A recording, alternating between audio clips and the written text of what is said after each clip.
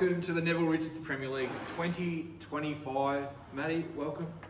Good morning, Mark. How are you on this fine morning? Oh, lovely. I can't believe we're back doing this. I can believe that you're drinking it right. Yes, I know. We're back into it again. This year, I've changed my spots. I'm going to be a little nicer. Oh, Yeah, no. I've just been copying a little bit from a few around the club, so I need to be more encouraging rather than disparaging towards players. You can't be serious. Yes, yep. It's going to be a new, improved episode. Maybe our views will go from 4,000 up to 10,000 with a much more calmer Bigfoot. Really? Mm-hmm. Well, I'm glad you brought up Bigfoot because for those who are unaware, most of you by now probably are, but the video at the start of the spiel here was the origins of the Bigfoot story. The great man spotted like the famous Sasquatch or Bigfoot. Yeah, see, that's what I mean, picking on people. It's not right. I'm offended. Who are you? Where's Matt? Yeah, it's all right. I'll ease myself into it. Well, Matty, we had an extraordinary. Like we've gone, admittedly, to teams of 15. We've got 120 in the field, but we've gone next level with the scoring in round one. It has. Yes, on Saturday the weather was awesome. It was fantastic. We have 120 players this year, and Hazy, we had 109 play this week, which was great.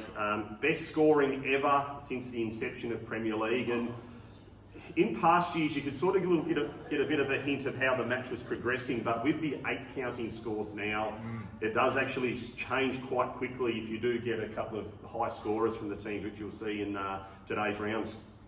There was some genuinely amazing scores. I know I was playing with one head wobbler who thought his 39 might be good enough for the chocolates. It didn't even rate a mention. No, it didn't even get close. It was a good score though, Andrew. I think it's probably your best in 5 years. But there was a few nerves out there still. A number of players got off to flying starts and then they let it slip. The triangle got a couple of them as well. But if we go off at 36 points per player, it's 288 is having all 8 counting scores being at 36. So anything over 288 is a phenomenal score when we're talking about Premier League. We'll keep that in mind, and we'll also keep in mind as we go here, we've got a new name. We've rested the Rickometer. It's been good and fun while it lasted, but you'll see that Mr. Edmondson has had a fine score to start it, so we've at least temporarily ditched the Rickometer. But we have got a new one called the Jamesy. Maddie's going to explain that a little bit more as we go on, but keep an eye out as we go on here for the Jamesy. That's going to be good fun. I'm going to test your newfound love. Well, Chris, hope you're feeling better after the week. Needs to go in again at his own choice. You better explain this. No, we'll get to it later on, but right. it's deep. Oh, I hope it's not too deep. All right, Matty, let's kick it off with a review of the Tornadoes and the Pirates. It was an epic match to start the season. It was an epic match, and I suppose we don't have any history of these games because we've got all new teams. So it's going to be an interesting start to the season where we can get some form lines to develop as we get through the year. But the Tower Road Tornadoes, 282, defeated the Pirates on 279. So high scoring game there. The Tornadoes only had the 11 players, while the Pirates had 15. For the Tornadoes, we had Yvonne Casey on 43, Chris Dodds on 40, Robbie Moorcroft 36, Neil Ryan 36, Simon Goggin 34. Then Malsey was on 32, Ian Davis 31, and Craig Duncanson 30. It was a massive effort for the Tornadoes when you look at the Pirates scores, that their lowest counting score was 34. They were consistent across the board with Ando on 39, Jeff Daniel 35, Dennis Wood 35, Johnny Poe scored 34. Well done, Johnny. That's good for you. You're normally down at the other end of the section. But Manny Golfers 34, Cliff McCorkle 34, and then also Steve Gill and Justin McGrath 34. But Yvonne Casey was the highlight with 43, and she's our highest scorer of the round and wins the shirt for this coming week. Amazing score, Yvonne. That's as I said before, Ando was head wobbling around 39. He was sizing himself up. I didn't know if he was an M or an L or a... he'd be XL. But yes, it was only 3 points separating, and the Pirates morning players jumped out of the blocks with Ando, Jeff Daniel, Dennis Wood, Cliffy and Juzzy hitting the scoreboard early. But they were quelled and then surpassed as Yvonne Casey come in and Chris Dodds, Rob Moorcroft, Malsey and Davis. But when the Pirates had Steve Gill and Johnny Powell come in with the 34, it looked like it was going to be a win for them. But then Tornadoes of Neil Ryan, Simon Goggin, it left 2 players on the course, and it was the Tornadoes, Craig Duncanson with a 30, and then we had Manny Golfus, last player on the course, finished with 34, did he? Is that right? Checking that out. Yeah, but it wasn't enough. Manny did wipe the 16th though too, which could have cost the team. Yeah. Pirates, that probably cost his team there with that wipe on 16. I said Tornadoes had 4 players missing. Pirates were stiff. Only one of them didn't reach 30, and that was Richard Geary in his first game, had 28. And then we're going to work into the Jamesy. You better explain the Jamesy to us. So Chris, as we all know and love, is a Premier League stalwart. He always looks to be in the piss poor team. And I've gone through the first 4 seasons of Premier League, and he is the player that has the most scores under 25 points. Is that right? For the 4 years. So the under 25s are now called the Jamesy. So this round in the Johnny leading from the Tornadoes had a paltry 25. Went and played Pennant yesterday at Clifton Springs, lost like 7 and 6. Walked off with his tail between his legs, and his Premier League form carried over to Pennant form. Shocking, John, and you left early too. Calm down. Love. Remember the love. I still love you, John. You're a good man. So we reckon that 279 that the Pirates racked up this week will be probably the highest losing score all year. That's very stiff, but good golf to start the season. We should move on, Matty, to the next match for discussion, which was the Madonna's Peakers and the crossover Crusaders. Another pretty tight match, to be fair. It was. The Crusaders 280 defeated the Peakers 273. Actually, a couple of members who were looking at the team lists prior to play thought the Crusaders were probably the weakest team in the league, which I thought surprising, considering you got players of John Hill, Noel Pike, Ian Lachlan, Gatto, Shawcross. So, but yeah, that's just one person's opinion, which, like arseholes, everyone's got one, but I won't say who it was, but Jen Edmondson thought the Crusaders were the weakest. But anyway, they had the all 15 turn up the Crusaders, and the Peakers had 12. For the Crusaders, Colin Isbell starred with 40, Xavier Boland 38, Lee Datson 36, Cherie Gill 36, then Craig Connolly and John Hill on 33, and then Noel Pike and Adam Shawcross 32. While for the Peakers, David Hutton 37, Alan Kerry 35, Warren Stevenson 35, DeFazio, the 173-year-old veteran, had 34, alongside Lloyd Shepherd, Dale Pollock, and then Cam O'Keefe and Jeanette Johnson had 32. It's a lot of names to read out for the scorers now. It's extending this video. Yeah, video's going to go for 5 hours. Did the Crusaders, in your opinion, have it under control the whole way? Yes. Well, as the morning field, the Peakers actually led the way. They were all in front there, like Dave Hutton, DeFazio and Pollock and Snaggs. They led off well. And the best from the Crusaders in the morning was only Adam Shawcross on 32. And then you had Scotty Hopgood, Tony Havis and John Rowe 27. So they were their best in the morning. So, and those scores in the end didn't count. So it was a massive for the Crusaders in the afternoon. And it was when Warren Stevenson and Alan Kerry and Shepherd came in, they weren't to be denied. Col Isbell, Zave, Datto, Cherie Gill turned it over for the Crusaders for a massive win. And it's a game which could have been for the Peakers, Hazy. Yeah, that's what I thought. David Hutton, 19 after 9. Ooh. 28 after 12. Wow. Has 37. Not bad. His last lot of holes were 1, 1, white 1, and then went 3-3 to rally late again. But it was a round of what could have been. Dale Pollock started on the 10th, had 21 points after 9 with a wipe on the 18th. Wow. And then he went 1 point on the first and the second, a wipe on the 5th, finished on 34. Oh. Did receive a message from Dale that he didn't choke. And yes, Dale, you do belong as a B group player this year with that effort. Lloyd Shepherd, you don't want to get highlighted on the video like you said at the draft night, but yourself, 19 on the front 9, 15 on the back with a wipe on 15 and a 1 point on 16. Alan Kerry, 35, with a wipe on 7, 8 and 17. 3 wipes. In that 35. So Okay. could have been anything for the Peakers. Unfortunately for them, it didn't get the win. Under 25, so the Peakers, all players are spared. No one under 25. Good effort. For the Crusaders, Christine Noble, 22. Shocking start for her first Premier League game. She has just come back from holidays and only had a couple of games back, so we'll Calm down. ease her into it. Calm down. But the worst for the Crusaders Oh. was Robert rates himself Gibbs. Oh. How many points do you reckon he had, Hazy? Well, I know how many points he had. No, we were actually playing probably 2 or 3 groups in front of him. I've never heard more 4s since Steve Smith took the Poms apart. It Right. was unbelievable how many times he yelled it out. So he yelled out 4 more times than he had points, by the sounds. Pretty much. So for those that didn't know, Bob Gibbs had 21.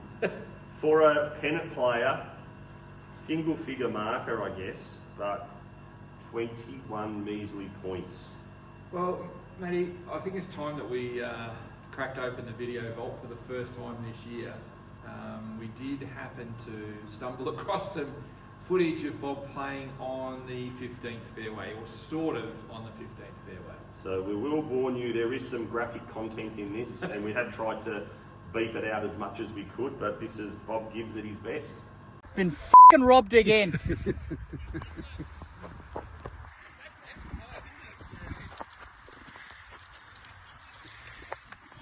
Jesus. Premier League.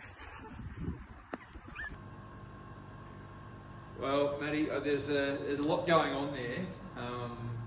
Not to mention our attempted bleeping, but there was some controversy too with the drop. Yeah, I would have penalised him because he didn't take the correct drop there, so that's for another discussion there, Robert. You're not safe on the course. Bob sort of knew it was coming too. Yeah, he's a good sport though, we love Bob. his lead up to actually Premier League first round was to have a few days at Koroit in the week prior, so I don't think there was much golf, there was just more bourbon and scotch consumed, I think. Not Port Fairy, not Warrnambool, correct. No, Koroit. Yeah, very good. There you go.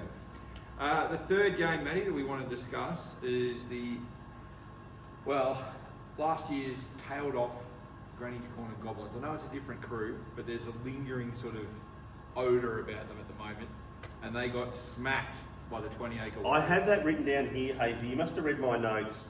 New year, new team, same result. They got a spanking like they did every week last year. More to come on that though. Yeah. But Warriors, 15 players. Goblins had 12.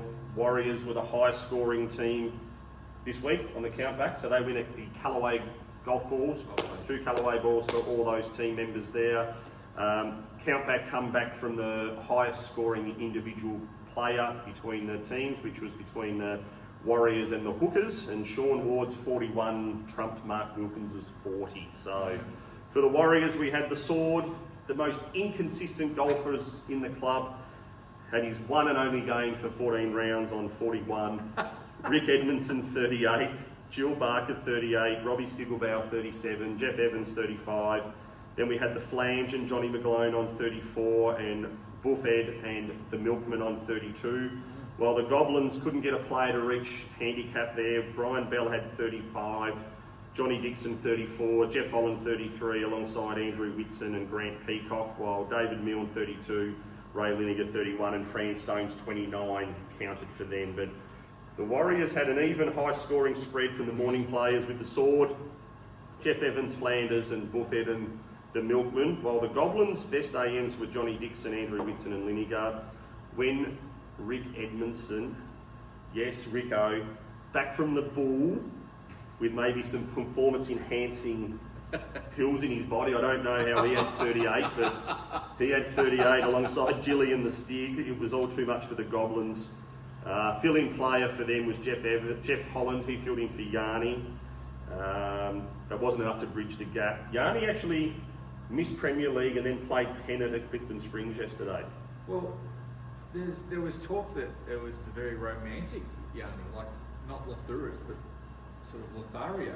Really? Okay, I hadn't heard any of that, but I went to watch the Pennant guys at the Springs yesterday, and Yanni was 2 up with 3 to go and lost. The Clifton Springs triangle got him. So that was atrocious, Yanni, from you. No, the word on the street, Matty, was that Yanni was had forewent his Saturday golfing requirements so that he could be the romantic boyfriend. Really? Yeah. I didn't think he had that in him. I thought it might have been for cocaine and hookers or something, why he wasn't here. But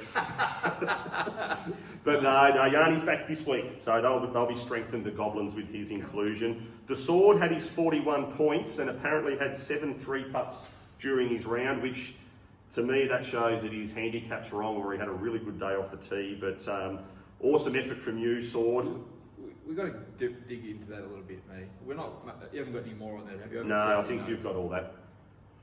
86 shots off the stick, 44 putts. That includes a couple on the fringe. Yeah. That's next level. 44 putts. Maybe you start to need to do some aim point, Sean.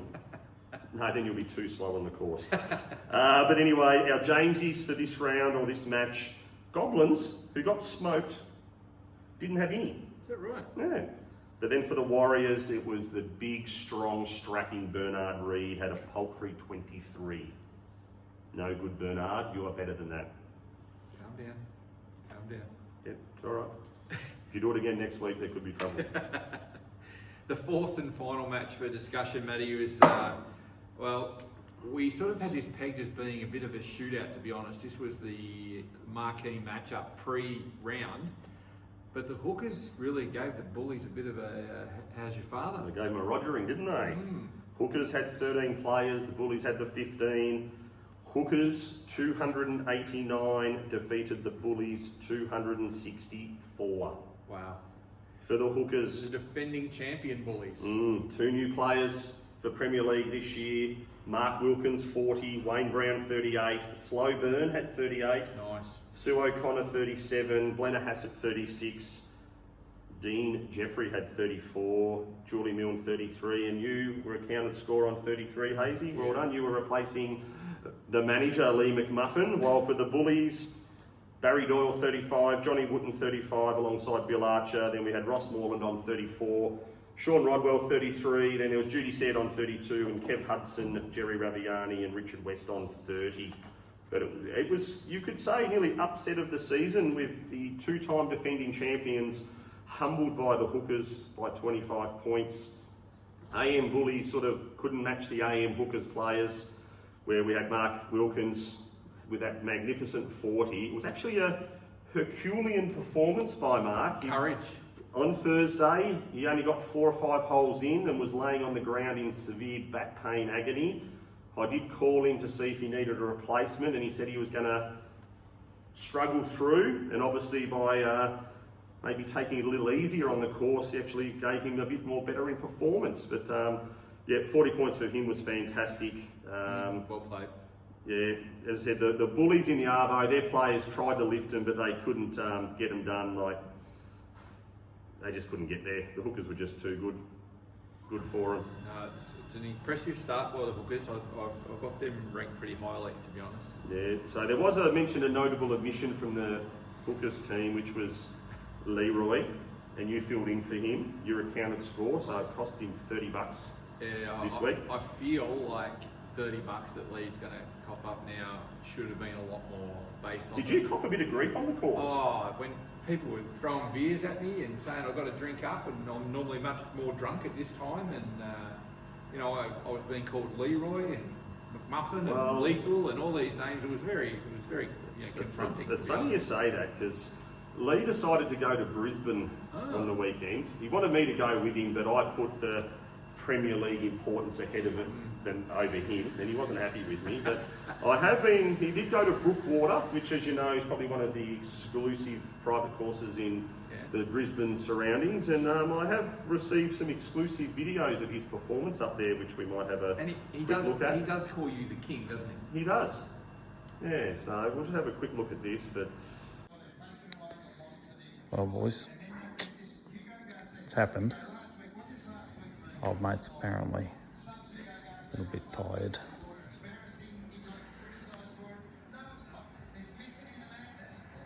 Cheers, Leroy. Yeah, this is for you, Matthew. King. This is for you. Just to give you perspective, 170 to the hole. Oh, and then Don't believe it's on the green.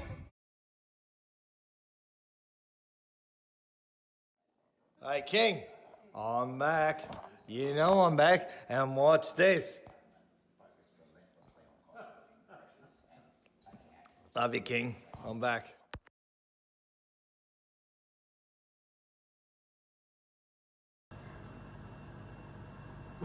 Wow. How's the golf swing on it?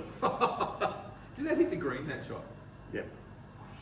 Well, I can't imagine that Brookwater with the tight trees is a good. It's not going to be a good fit for Lee, him, but I did receive a phone call at 4 p.m. on Sunday afternoon while I was trying to watch the footy, and he couldn't talk. He was slurring. I had to hang up, but What do you reckon a fair amount of money to have covered for him? he should have paid you 100. Oh, he so should have. Yeah, and it was the time where he was going to play his son Cooper. Yeah. Obviously, he was scared of playing Coop. Yeah. And that works us into our Jamesy for this week. Hookers had none. The Bullies, Cooper McMurridge, 25, maybe missed his father. No good, Coop. You're better than that. It's a disappointing start for the Bullies. Oh, it is. I'm still reeling Oh, at that footage, Matty, to be honest. I know, he's shocking. He can't handle it. All right, well, that leads us into the ladder, and the Bullies in a position that Not they're seen. definitely not accustomed to over the last couple of years. So we are used to seeing the Goblins sort of trailing off at the bottom, but it is good to see Warriors and the Hookers at the top of the ladder. So obviously it's early days. We'll review the ladder in more depth in other weeks, but good start for the Warriors and the Hookers, and of course make up before the Crusaders and the Tornadoes, the other victorious teams. Matty, you set some homework for us. I did, and it's good to see that you didn't do it. No, I've done it in a very... Yeah, so we're going to do a little bit of a ladder prediction of where we think the teams are going to finish at the end of round 14. So obviously round one's just started, and you can't really get a gauge on form, but our assessment of the teams, we've come up with a bit like the AFL, a bit of a ladder predictor, and we'll maybe review it after round 7 to see where we sit and how astuteness in the game is. So, Hazy, I'll let you start off with your ladder prediction for this year. Should I go from the top to the bottom? Go from the top to the bottom. Well, I was really impressed, particularly with Andrew Wooden's play the other day, and I think he can lead the Pirates to the top of the table. I think there's obviously been, a turnover of Pirates. We don't have Scuba anymore. We do have Wendy taking his spot, but I just think there's something about the Pirates. They gel well together, no matter who's in the squad. I think they're the team to look out for. I think second place, I'm too scared not to have them. That's such a big team, like physically big team. I think the Warriors can run second at the end of the home and away season. I really like the fact that Jill Barker whips them into shape too. Anyone who's sort of kidding themselves and not committing to the team will get a bit of Barker treatment. Yep. So I think that's my reasoning. I do like the Tornadoes. Right. Yeah, I think that despite your ravaging of John Leading, that he's got a bit about him when he focuses in. The Frenchman, pretty good. No, he's no good. He's not a PPP player every year. No, I'm backing him. I think Gogs can do big things if he can commit to a lot of golf for the Tornadoes. But I think the women of the Tornadoes can really turn it on. I love the way Yvonne Casey started, obviously, but I think Doreen Ivers can get it done. I heard your treatment of her on the draft night, and I just thought that is appalling, and I'm going to back you, Doreen. So. Well, I did ask her a shirt size when she came in on Saturday. I like the Peakers to finish fourth. I'll speed it up a little bit. I think that means that the Bullies, the dual defending champions, missed the finals. Missed the finals. I've got them as fifth.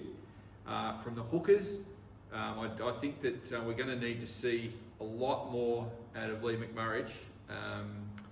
There's some interesting players in that team. I think Jacob Blennerhassett holds the key to that team. I think he's the most consistent player there. Sorry, Andreas and Dino, but anyway, we'll push through that. The Crusaders for me are going to finish 7th, which leaves in the final position. I just can't have them anywhere else. They got rid of a couple of dead weights last year in the Buzz and the Sheik, but the Goblins hold no fear for anyone who plays them. Even with Yarny in the team and Murray Wiley and John Dixon and Hans Peacock. Well, I think the biggest issue is Toby Prime. Yeah, Jezza. Yeah, he's jazzed himself up. He's talking a good game again, but his handicap's come down to sort of realistic proportions. I just don't know if he can peel off those big scores anymore. Nice, I like it. So there was a bit of homework there. It was a bit. That was pretty good for 5 minutes before we started filming. Got more than me by the sounds. What have you got? Yes, well, I am just going to put it out there that I am going to offend quite a number of golfers in this. More than I just did? Yeah, I reckon I will. Okay. I'm not going to individualise a lot, but I've actually got the Warriors on top, as you said. Yeah. Strength and consistency. The Milkman, Jeff Evans and Jill Barker, very consistent. You got the flashiness of Ward and Flanders and Reed. And then Rick Edmondson can't get any worse. So he's got to be obviously an He can get worse than 38. Well, no, I mean like from previous years. I'm with you. So, and the majority of their team turns up every week, which is obviously a key part of it as well. Very much so. Very much like you. I've got the Pirates in 2nd place. McGrath's been very consistent throughout the seasons, but they do have Chris James, which is a worry, and Wendy Solahub. I'm not sure how she's going to handle Saturday pressure golf, because she's normally just a Wednesday golfer. So hope the occasion doesn't get too large for her. Jeff Daniels, good. Ken Ladder's a bit hit and miss, but anyway, I've got the Pirates 2nd. Peakers I've got 3rd. Interesting. This year, Yeah. I reckon with Fleet Pollock in there at the front end, put him in with Cam O'Keefe's consistency. Warren Stevenson. Yeah, Warren Stevenson's like the 26-time club champion at Winchelsea. And I think he lost pennant at Winchelsea on Sunday, or he only won. Yeah, but you're better than that at pennant, I would have thought, Warren. But yeah, so they've got some strength in the ladies with their team with Jeanette Johnson and Ange Foote. So I reckon the Peakers might be a little sneaky one. And then rounding out the 4, I've got the Crusaders. Really? Running 4th. I think Dado and Shawcross and John Hill, Craig Connolly, the nucleus there, will hold them together. Tony Havis, we don't know what he's capable of as being the new member. Had 29 in his first go on Saturday, but hopefully he can lift. And then from the ladies, they've got Cherie Gill there and Helen Powell, who might have some strength. Yeah, I like Cherie. 5th place, I've got the Hookers. Like Andreas is no good, so he's very inconsistent. Can't normally get over 30 points, so he may hamstrung that team. But then they've got Dino there and Mark Wilkins. Mickey McNeil had his 7th child, so I'm not sure how much he's going to get to the course. But We need to get him a TV. yes, he's very, very busy with certain things. And then the ladies for them are actually quite strong too, with Slowburn and Mum and Sue O'Connor. So Hookers, they'll really do that sort of 4th, 5th place. But I've got them in 5th. Bullies in 6th, missing the finals as well. Wow. I just think the pressure of 3 times, age, they're a bit weary, battled up, beaten. I think they might struggle to make finals. I've got the Goblins in 7th. Wow. And the Tornadoes last. Tornadoes. Yep. I've got him 3rd. No.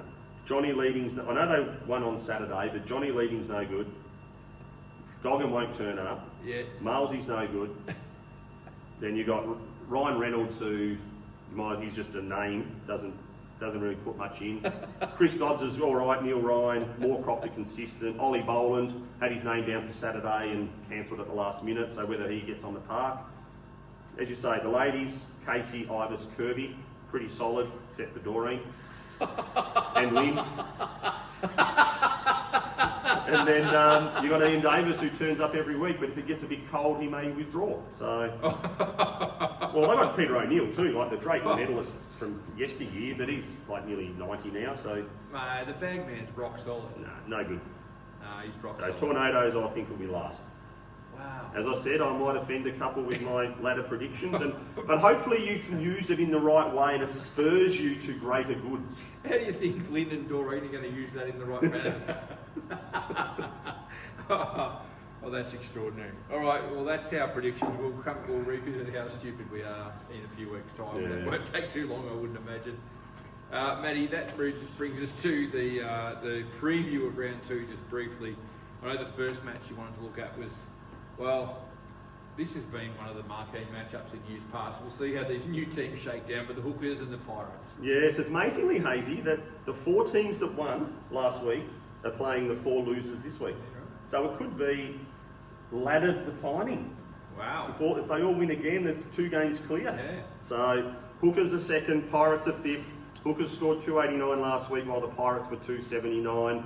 Question for the Hookers is, can Wilco, Slowburn, Sue O'Connor and Blenner Hassett repeat last week's heroics, while the Pirates were a team of consistency with 10 of their 15 players scoring from 33 and above? I'm going the Pirates in a close one.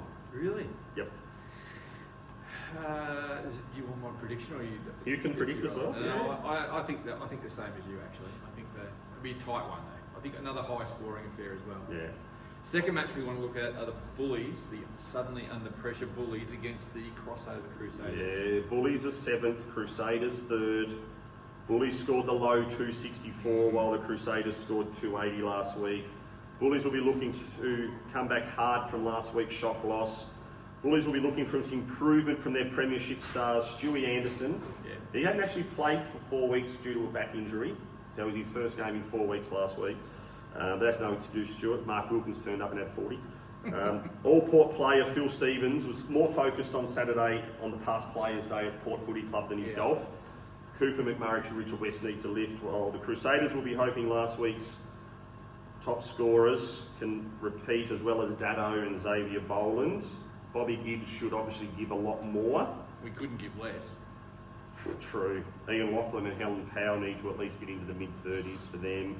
Bullies haven't lost 2 in a row since round 4 and 5 last year's event.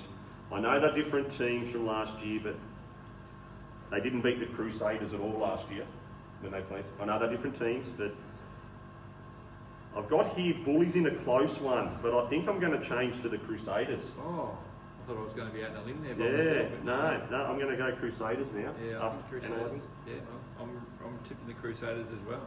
Just don't like the way the Bullies are shaping up. Maybe it's just a late start to the pre-season. Yeah, maybe. Yeah, don't know. Or still, they're drinking their own bathwater, maybe. Tornadoes and the Goblins, Matty. It's really important for the Goblins to actually show something. It is. The Tornadoes scored 282 to the Goblins 260 last week. Can the Tornadoes have 4 players played at a handicap again? Doubt it. Goblins didn't have a player played a handicap last week. They can't be that poor again. Tornadoes should see the return of massive names, Drayton medalist Peter O'Neill, Tickle and the Sheik, while the Goblins should see Murray Wiley, Toby Prime and then the inaugural Drayton medalist Yanni Lathouris back. I think with the inclusion of Yanni, he will carry them on his back and get them over the line. You've got great faith in the I Goblins. do. Yanni's a beautiful Greek man. Should have seen him yesterday. He was looking sharp. Didn't help his golf, but he looked good. I'm going for the Tornadoes. Right. Well, I can't go the Tornadoes because I'm picking them to come bottom of the ladder, so they've got to lose. No, that's fair. And the last match we want to discuss is the Peakers and the high-flying Warriors. Yes, is this match of the round. Top-scoring Warriors up against last year's runners-up Peakers. Little side matches here will be interesting. Flanders versus Hutton. Crossett versus Nipper and Buffhead. Rob Stiglbauer versus Lloyd Shepherd. Milkman versus Cam O'Keefe. Angefoot versus Jill Barker. A lot of little side and bragging rights here. Peakers should be strengthened by the return of Angefoot, Sean Boland and Nipper. I don't think Wardy and Rico can play 2 good ones in a row. Should be an enthralling game. They played one good one. I know. I thought I was surprised on Saturday that they were so good. But I think the Warriors might just get over the line. It's going to be a tight one. I think the Peakers might just do something special on Saturday. I just got the feeling that Angela Foote, in her return... Yeah, well, I don't know whether she actually forgot the first round of Premier League was on. There's probably a fair chance she didn't realise. Do you think? I reckon there's a fair chance that she didn't know. But yeah, anyway, she's hopefully she'll be back this week. And Pete Fazio, you just write him off at your own peril. Well, is he still going to be alive when we get to round 2? There we go. Now, I want a couple of things on the table here, Matty. We did make a new rule. There's a pool of replacement players available. It can shrink a little bit depending on who's around, but get in early is the key here. So must have the names in for your replacement player with Matty and the Pro Shop crew by Tuesday, close of business, so that we can organise it with the people who do the back end of the Premier League. $20 to have a replacement player, $30 it lifts to if the replacement player's score counts. You can of course donate more. It goes to Feed Me Ballerine at the end of the season, so all money to a good cause. Pay cash at the Pro Shop. Let's stick on top of that one. Anything else you want to put on the table? No, we're all good, Hazy. We'll just recap that our Callaway golf ball winners were the Warriors. Yep. And then we On had the count back? On the count back. Then we had Yvonne Casey, the Well weekly played. winner of the shirt. Well done, Yvonne, to you. And then we also have our weak as water team. Or weak as, no, we couldn't get any beer, so it's weak as water, which will be a bottle of water from the Pro Shop that the lowest scoring team will get, and that will be the Goblins this week. I think they could break the drought at the end of the year. They'll have that much water on board, courtesy of this prize. It's unbelievable. Yeah, so the Goblins, so you can collect that from the Pro Shop before your next game, or on Saturday morning before you head out there. So I've taken your mantle there, potting people. I don't know how John Dixon's going to take that. He's all over Premier League, loves it. Wants to create a little WhatsApp group for his team, and Nice. it reminds me of Mirrors Heaton actually, of how he used to be in Scuba Hut. That wants the WhatsApp group to send out some positive affirmations to his team, but he obviously didn't get it set up early enough because they were shit house on Saturday. But they're good. There he is. He's back. That's it for week 1. We've got plenty more fun in weeks to come. But thanks for watching, Matty. Appreciate your time. Thank you, Mark. Go the Hawks.